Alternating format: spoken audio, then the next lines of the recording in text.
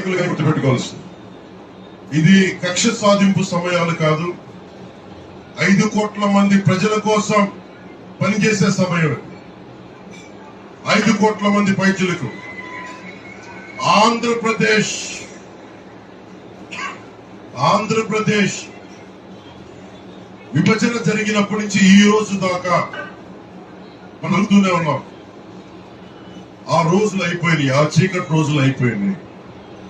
ప్రతి ఒక్కరూ బాధ్యతతోటి భవిష్యత్తు తరాల కోసం బాధ్యతను భుజాల మీద వేసుకుని చాలా బాధ్యతాయుతంగా జవాబుదారీతో కూడిన రాజకీయ ప్రభుత్వం, రాజకీయ మనకి ఆలోచన విధానం ఉంటుంది.